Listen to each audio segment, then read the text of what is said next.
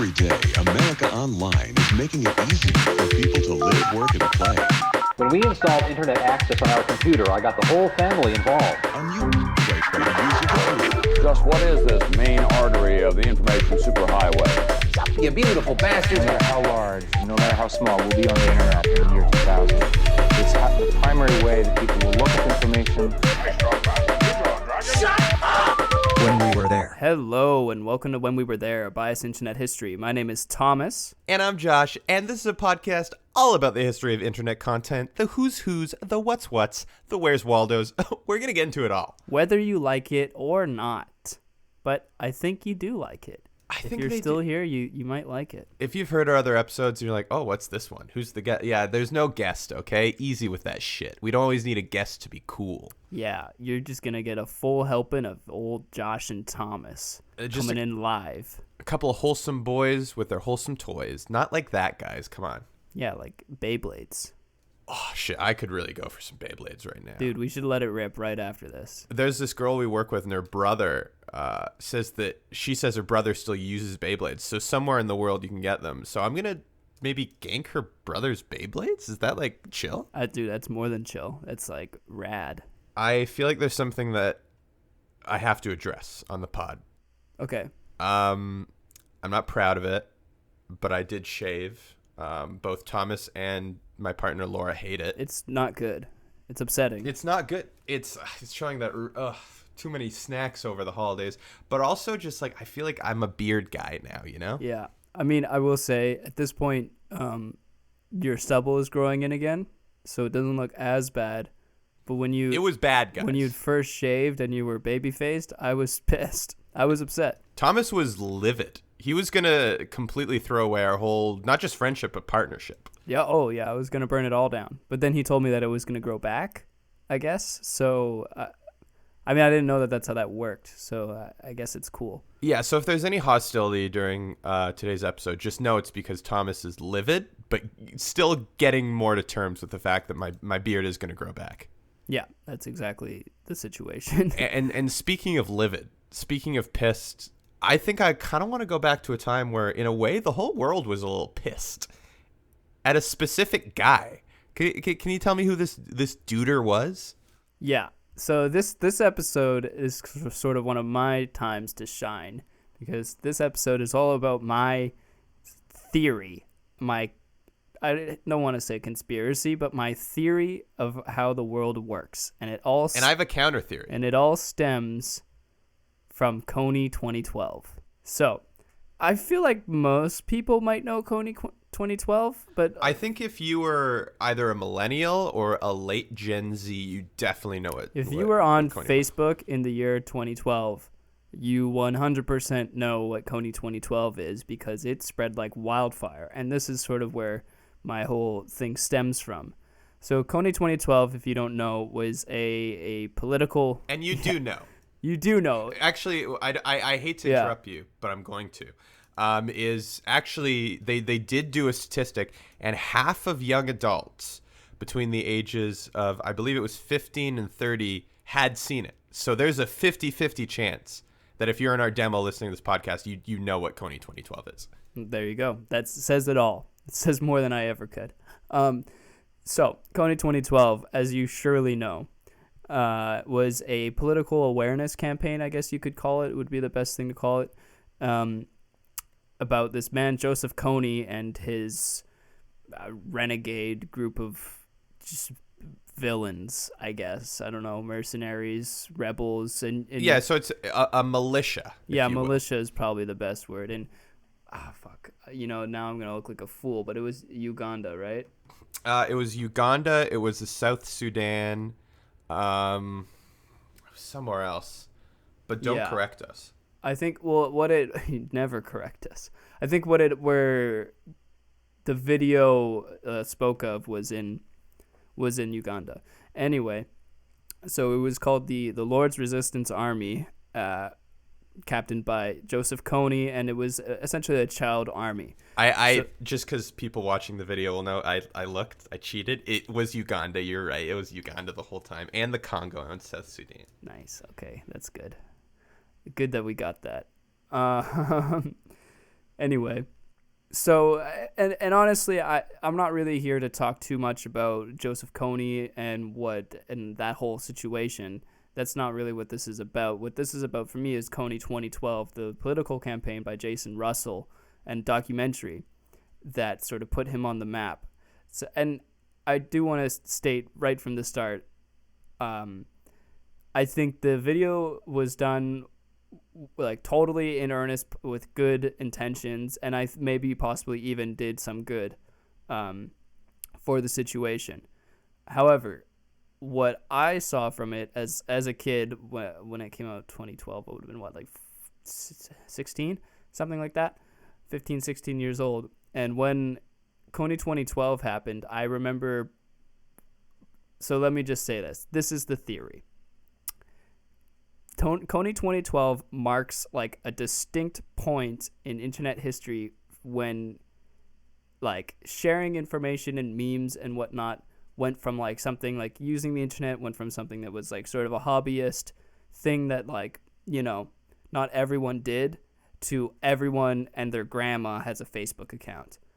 And for me, seeing that happen was seeing everyone jump on board onto Facebook, share this post as much as they could. It went everywhere. It went like super viral. Everyone was talking about it, and people who I went to school with who never ever really used the internet were talking about it and were online.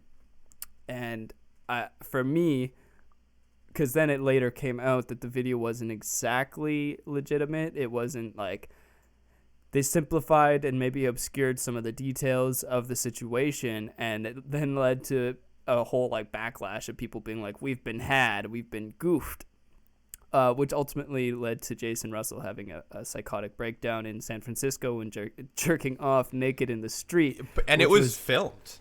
Yeah, and it was not pulled his underwear down and started jerking his freaking gherkin. And not a good look, I will say that. Not a good look. My point is, this trajectory that was set, I think, by Kony 2012 led to the widespread of misinformation, particularly on Facebook, which ended up resulting in, dare I say it, Donald Trump becoming the president of the United States. It's all a ripple effect. The Mayans were right. The Mayans were right. The world ended in 2012. Everyone always says, oh, we should never have killed Harambe, that goddamn gorilla, in 2018 or whatever. No, you're not thinking early enough. It was Kony. It's all Kony's fault. Kony ended it all. I do want to somewhat chime in here, if I may. Go for it. This Permission? is my mad ranting. Permission to interrupt, sir? Permission granted. So I definitely agree with you. This is not to disagree with you. I'm just throwing my personal backstory in it on two things. Number one, Facebook, and number two, sort of what I would call, and I was in this camp, and I'm sure partly I am still, is young adult leftists that know half of a story getting behind something. And I think for me personally, where that started leading up to Kony 12 being kind of the peak, and I'm not sure if you remember this, I'm sure other young people remember this, is Occupy Wall Street. Yeah. And we live in Vancouver. We grew up in Vancouver. And though the whole idea of the 1% of the wealth, you know, I grew up upper lower class, meaning like the upper echelon of the lower class.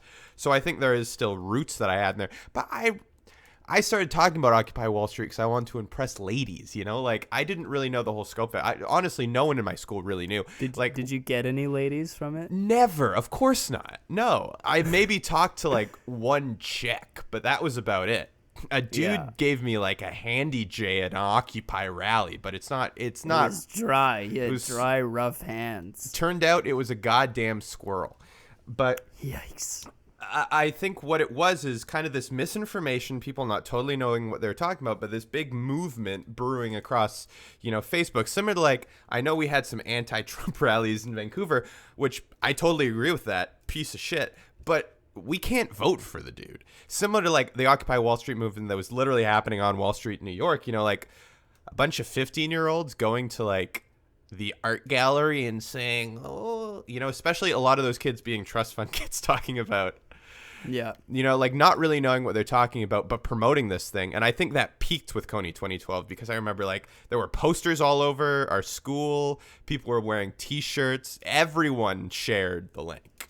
So that's sort of, yeah, and that's exactly what I'm talking about, is like that to me was one of the first big instances of like this half of a story or this thing that like came online that people didn't really research into and just jumped full tilt onto and were like, yes, I'm on board for Kony 2012. And again, like I think the actual cause I think was pretty legitimate. I understand even like the choice to simplify things to reach a wider audience. Like I understand the strategy.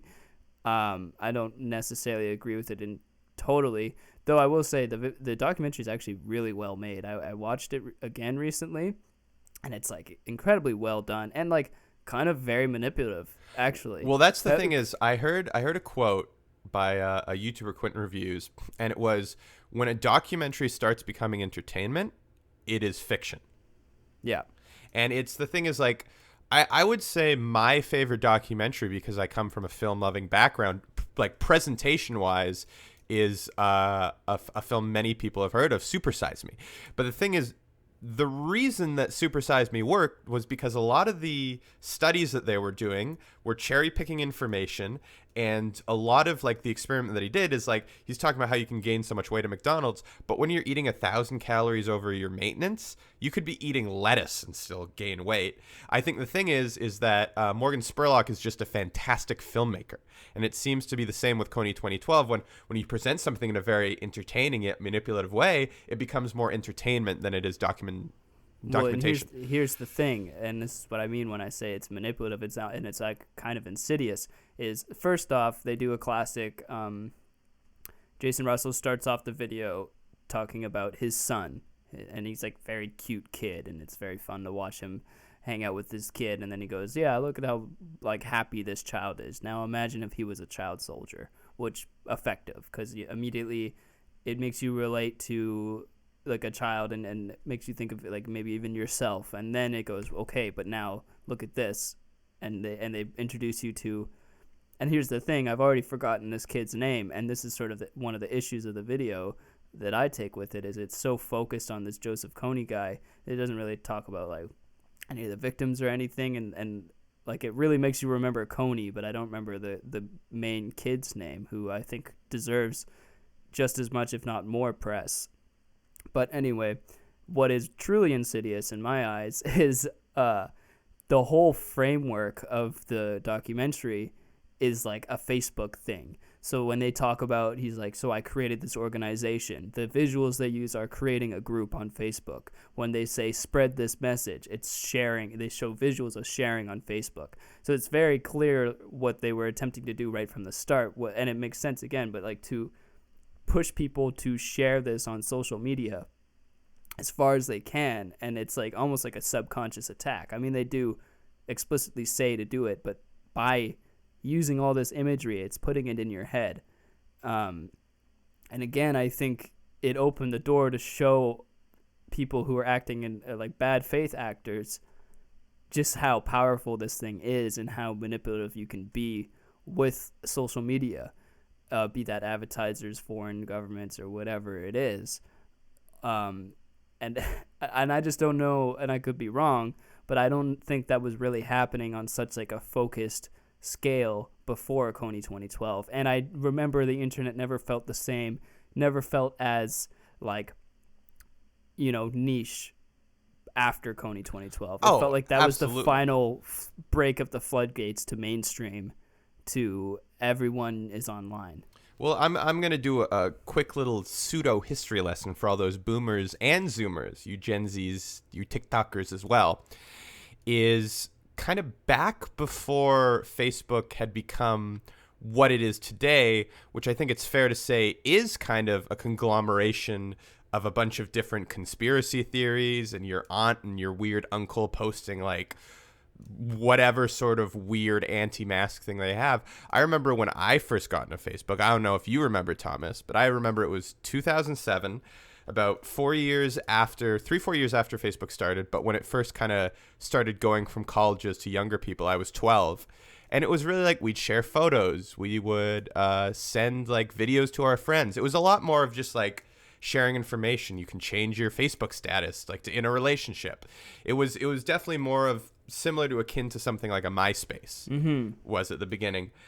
You'd share photos, you'd share videos, you'd maybe try to promote your own stuff that you did, but it was mostly like you chatting with friends and maybe flirting.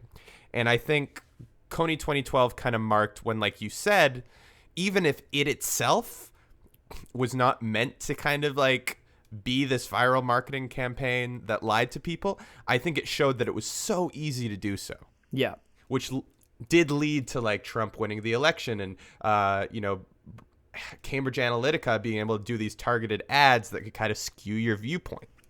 Yeah, and so that's exactly where my whole theory comes from, I guess, is just like, it's just crazy for me to see this. And I feel like no one's talked about that, or no one's ever pointed this out. That because again, like I see people talking all the time about Harambe being. I mean, people also like to think that the world in the last couple years went to complete shit. When it's like, I mean, it's just more obvious now. Like I feel like people are paying more attention, but all this shit was still happening. Oh, for sure. In the background. I mean, like definitely some things are getting worse, but I still am a believer of that.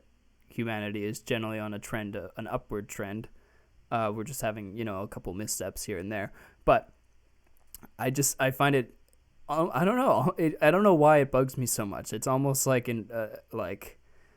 not enraging, but like to see people keep fucking pointing out this goddamn gorilla meme as like the reason for why. I know it's a joke, but it's like I feel like there's an actual thing to look at, and it's already a meme too, so you can still have the joke. Kony 2012, I remember that thing became a joke so fast. The dude jerked it in the streets. That's way more funny than a goddamn the gorilla's gorilla. Sad. Yeah, gorilla jerks off, normal gorilla behavior. Maybe you'll put a banana in his ass. No one gives a shit. But like a director of an acclaimed documentary is jerking off in San Francisco. That's hilarious. It is. I mean, it's also kind of sad because the poor guy had a mental breakdown. He was on the rise as a documentary director. But I think again, it's really well done. I can't stress this enough. It's a really well-made documentary. Like I was watching it and getting like worked up. Like I was getting emotional, and I already knew everything about it. So I was like, this is again, it's manipulative, but it's well made, and every movie should be manipulative. Yes, but here's my point of view that I'll say about Kony 2012. Here are my 3 points. Maybe it'll be more. I don't know yet. I can't freaking count. But here are my 3 points that I would say are my issues. Number one. Yes, number one. You have a very slender finger. Yeah. You just found this out? Number one, I did, yes. It makes sense why you're learning to play piano. But number one, I would say is, and this hit me over the head, call me a freaking snowflake soft boy if you want, but I think it was, at least on the internet, one of the big things that kind of also started white saviorism.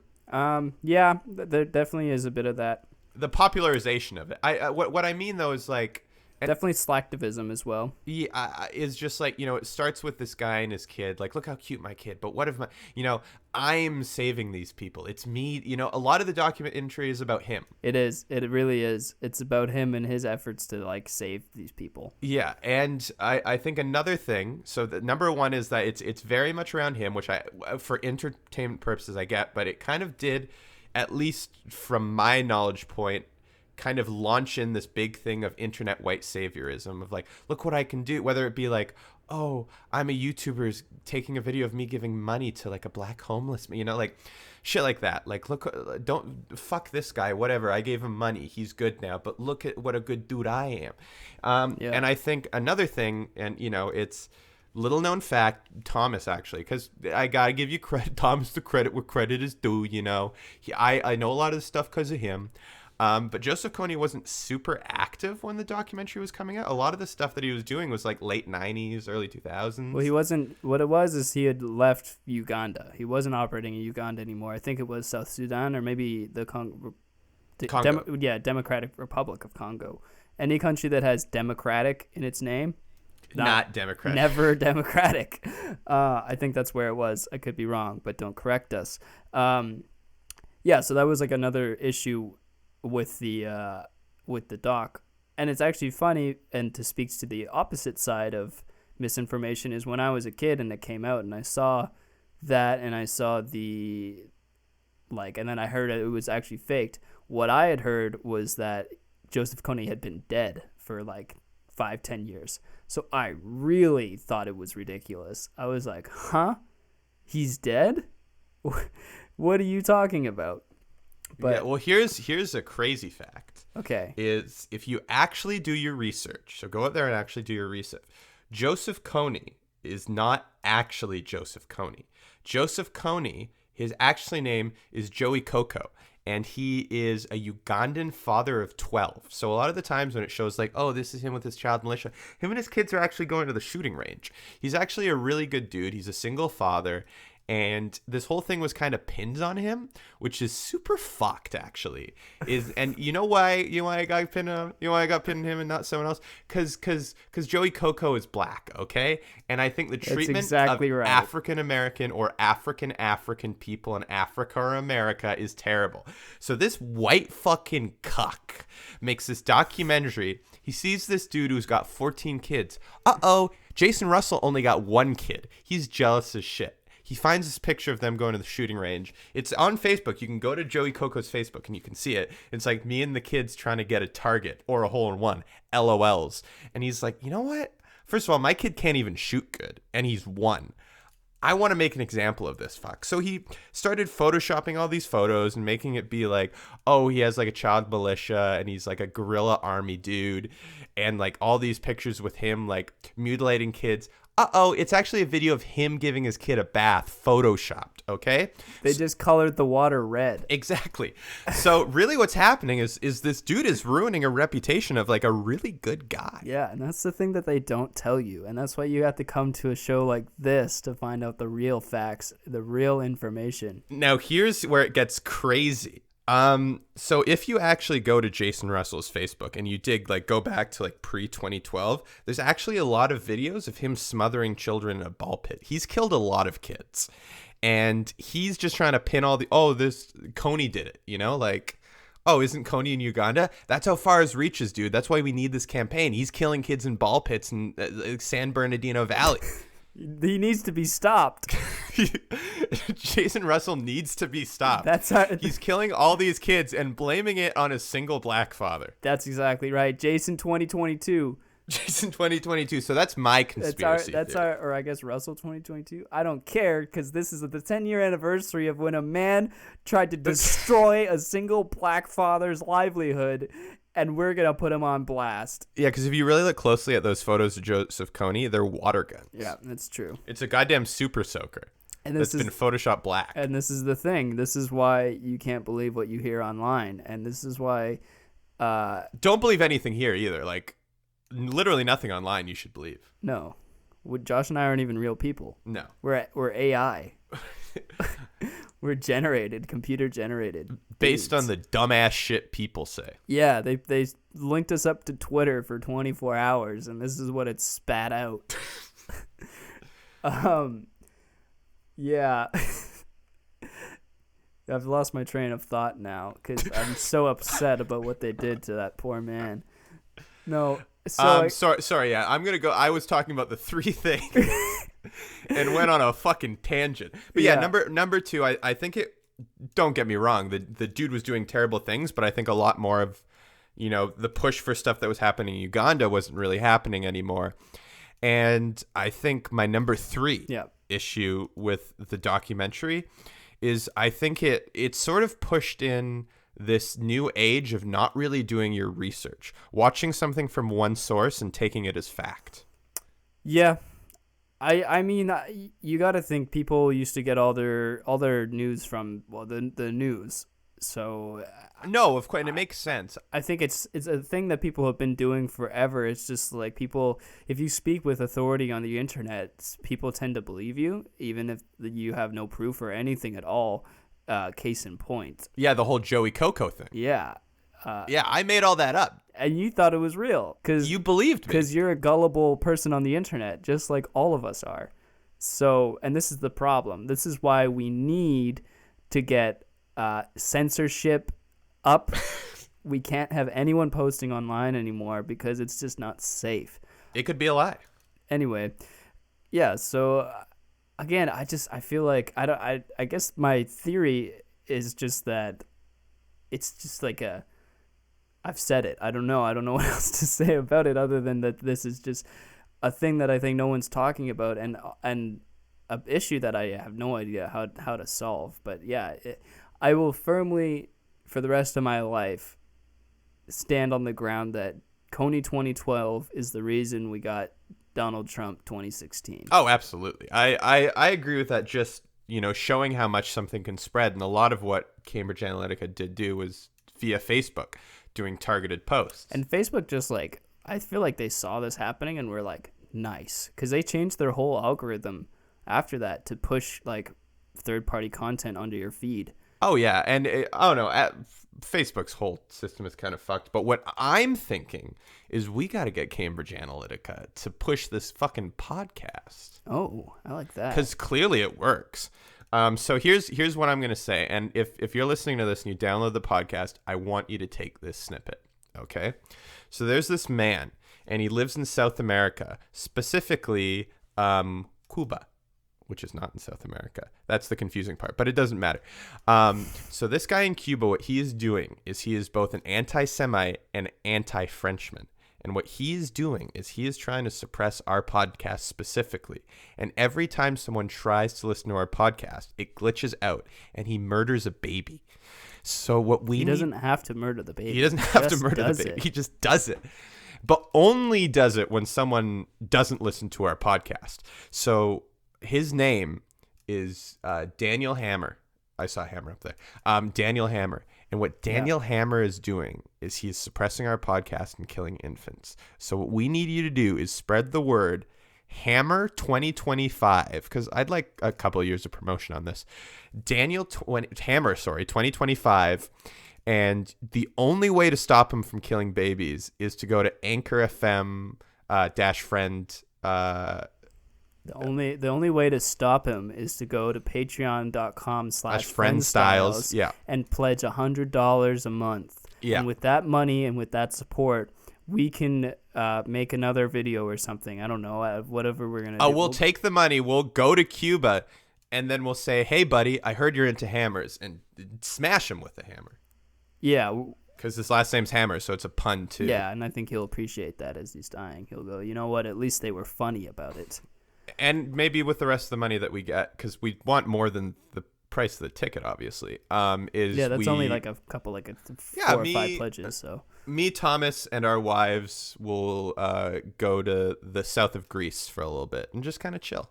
Yeah, and you could, with your help, we could make that possible. We could kill a war criminal and then just chill for a little bit. Because you know what? We earned it. We stopped a lot of dead babies from happening. Yeah, so that's the thing. So part of the thing in the video too is that they were like, we're gonna get the UN on board. We're gonna get the United States government to deploy troops into Uganda and help find this guy.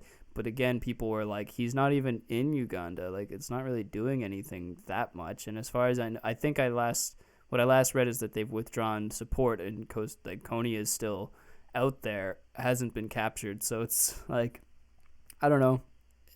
I don't want to say they shouldn't have tried, but I just wonder, I guess people would have figured it out regardless of Kony 2012. They were just the first ones there, but it's just, kind of a shame that they opened the door to so much, evil, I guess, manipulation, and then we weren't even able to accomplish the goal. They didn't even get it. They set out for. If anything, here's 2 things they did. Can you hold up a number 1? Here's finger? a 1. Number 1, they alerted him that they were looking for him. Yep. And number 2, they did become the first video on YouTube to ever get 1 million likes. Oh, really? Kony That's a 2012. fun- Yep. That's a Kony fun 2012. statistic. Yeah, Time magazine called it the most at the time the most viral video of all time. What do you think is now? Probably Gangnam Style. I think Gangnam Style for sure. That was a better video. Yeah, Oppa is actually doing a lot more for the community than Kony. Yeah, than Jason Russell. You know, it's a satire on the high class. The concept for Gangnam Style is essentially Parasite. Okay, I haven't seen Parasite. because Gangnam is like a very It's a very affluent neighborhood in Seoul. South Korea. Yeah, I believe it's in Seoul. it is in Seoul. 'Cause So there's only two places in South Korea, as far as I'm aware. There is Busan, which is beaches, and there's Seoul, where everyone lives. And then there's whatever's in between, but everyone I've met from South Korea is from Seoul, and they only ever talk about Seoul or Busan. So you're saying they got Seoul and they're super bad? Dude, very cool. Thank you. Did you just come up with that? I just came up with that. Just off the fly. I thought it'd be a cool lyric in a song, and I was like, what if I just threw it in here as a pun for a song I'm Whoa. going to make one point? Yeah. You're going to make a song. I think I'm going to make a song. I sold some headphones. I sold some of Max's headphones last night. Max, my To cousin. yeah, my roommate, actually. Okay, easy. Sold some of his headphones on Marketplace because he didn't have Facebook, so he can't do Marketplace. Yeah, I'm still on Facebook. Okay, whatever. I have people. Yeah, we're the last goddamn millennials on Facebook. I have people I'm friends with on there. I don't got their contact anywhere else. What? I don't talk to them, obviously, but I still. Yeah, why would you talk to some loser on Facebook? I would never, but I still want to have their name on my list. I still want to have a ton of friends. Yeah, you still want to have that 600 friends or 1,000 friends. You still want to look dude. chill. Sometimes when I'm feeling sad, I go and I look at the number and I go, wow, look how liked I am. I'm so popular. Look at me now, young Thomas. You finally did it. You finally got more than 100 friends, okay? You're finally doing okay in the world. I might have only 3 friends in real life, but I got 680 on Facebook. Yeah, dude, exactly. So I would never get rid of that. Not for anything. Not for my privacy. Not for anyone else. No. I do want to. Sorry, I was gonna say something. Well, I was idiot. not done saying what I was gonna say. Okay, say what you're gonna say. I'm sorry. So this is it, right? So I sold these headphones to this guy, and he bought them, and then he was leaving, and I was saying goodbye, and then from across the street he yelled, "Hey, if you ever need a studio to lay down some tracks, hit me up." So there you go, Josh. I got studio time booked already. Are you sure he wasn't just trying to fuck you? I mean, but if we can get a #1 hit single for you on the radio, isn't that worth it? Yeah, you'll throw back. Yeah, I get it. It's all for the brand. I gotta put out. Yeah, what I was gonna say. Yeah. Is just going back to internet history, which is what this podcast is about. This is a show about internet history? I know, right? I was going to say a couple things about Facebook. Yeah. So number 1, hold up the finger, please, is I think Facebook, so to the kiddos that don't remember in the wild, wild west days of the internet, there were a lot of different Friendster or MySpace, social media platforms, couple years maybe they lasted. Facebook we're kind of in the age now where something like Facebook and YouTube as a video sharing site are kind of the only option. Yeah. Because Instagram, TikTok, different things, you know? Instagram is owned by Facebook. Exactly. So we're kind of at a point where similar to when suburbs became gentrified, you had this mom and pop shop that, we make pastries. And then fucking Superstore opens up next door and is like, we have pastries and we have every type of grocery you can have, and trampolines and surfboards, lawnmowers, dildos, the whole thing. And I feel like Facebook literally was just a place where you could share photos, post what you're thinking about that day, and say if you're in a relationship. And now you can buy fucking headphones off of there. You can advertise your business. There's a whole messenger, which is kind of its own thing. Instagram is you can do stories on, it's Facebook or YouTube or Instagram. All these things just do everything now. So why would you go to a small video sharing website that just has the ability to share videos? Or why would you go to Craigslist anymore? Marketplace has it all. Yeah, it's true. No, it's actually a really good point. Support local, assholes. It's COVID. You want to get a bagel? Go to a deli. You want to get a breakfast sandwich? Go to a deli. But that's actually a really good point, because even fucking Google failed to create like something to compete with Facebook. That's how ingrained it is in us now. Oh yeah. Google Plus did not make it. Google Video sucked, so they bought YouTube. Yeah, but Google Video used to be able to upload more than 10 minutes initially. No one cares. I cared. I used to watch entire seasons of Red versus Blue on that. Okay. And then I stopped, I guess. Well, who's standing now and who can do 3-hour-long videos now, Thomas? Roosterteeth.com. Oh, I'm at YouTube. Oh, that's true. We upload our podcast there. We do. It's long, so yeah. Why aren't you listening to it on YouTube, by the way? We got fucking no views. Do us a solid. Views, we got 100% like ratio of positive, but we only have 2 likes, so this is crazy. Anyway, I guess I've sort of run out of steam on this, but I don't know. Yeah, this is sort of my little ramble. This is my chance to be put in the spotlight, and I think I got a solid B+ on my essay about Kony 2012 and its effects on the mainstream media and the cultural zeitgeist. I'm going to give you an A-. Okay, I like that. Why do I get an A-?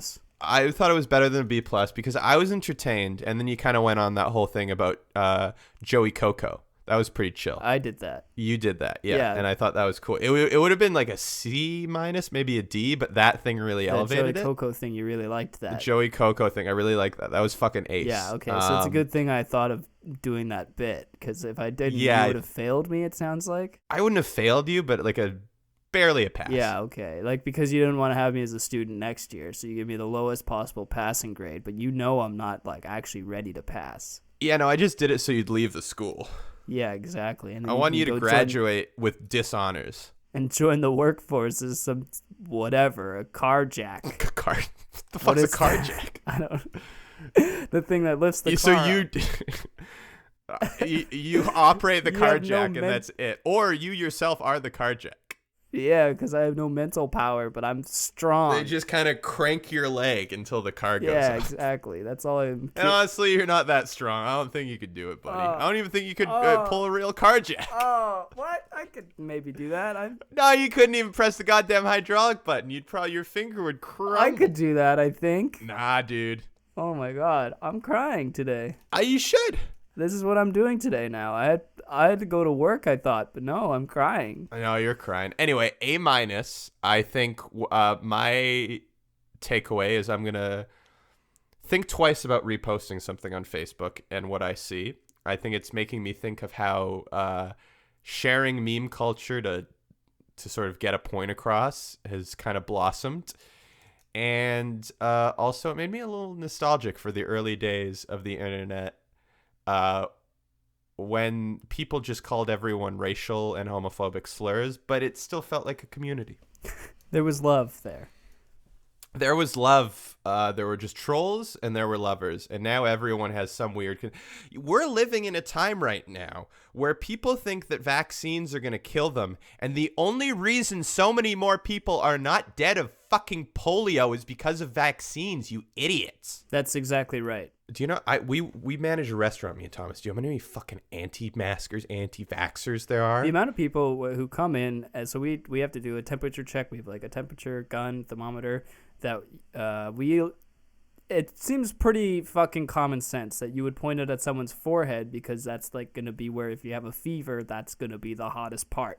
The amount of people who come in and demand us to do their wrist instead of the forehead because for whatever reason they think we're shooting fucking gamma rays into their brain, and then I'm like, no, if you don't let me do your forehead, which gives a much more accurate temperature reading, I'm not letting you into this restaurant because I don't want to get COVID for $16 an hour.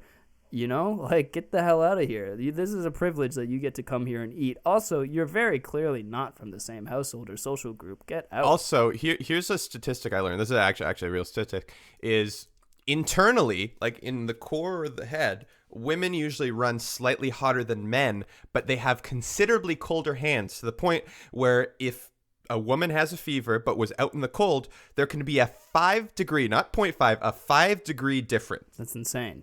So if this area is cold, this ain't going to be much hotter. So you could be reading 36 here and have a fucking fever. So no, your wrist is not accurate. And that's the true moral of this episode is, please, if you feel ill, if you're warm or whatever, just don't even come to a restaurant. Honestly, don't go to a restaurant. Don't come to the restaurant. Don't listen to what your racist uncle has to say about how masks don't work. It's been statistically proven that if 2 people are wearing a mask, it considerably reduces the risk, because it's not even have to get into science. Hey, try spitting at someone and then try spitting at someone with a mask and see how that works. You'll have spit in your mask. And let's get Kony. And let's get Kony, okay? So if you're going to... Kony 2027, it's happening. Wear a mask in a restaurant, but if you're going to spit at Kony, take it off so it actually hits him. I've been Josh. And I've been Thomas. Thank you so much for listening to the pod. Please go to our Patreon, patreon.com/friendstyles. If you're listening to us on a Spotify, give us a like and a review on Apple Music. If you're on Apple Music, subscribe on Spotify. Check out our YouTube account, Friendstyles Productions, and check out our Wholesome OnlyFans. We got it all. We need this cross-pollination. We're going to have an Instagram.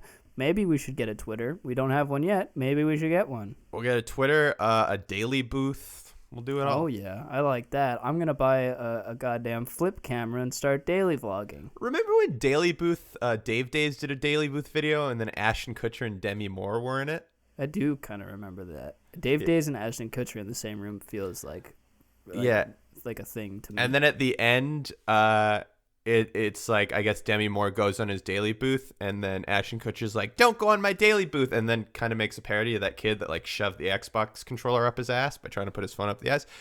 That's just a lot of throwbacks right in one thing. So if you can find that video, watch it. You'll have a good laugh. You'll remember that Ashton Kutcher was married to Demi Moore for a little bit, and his goddamn he'd have to go to family dinners with Bruce Willis. It's a fun time.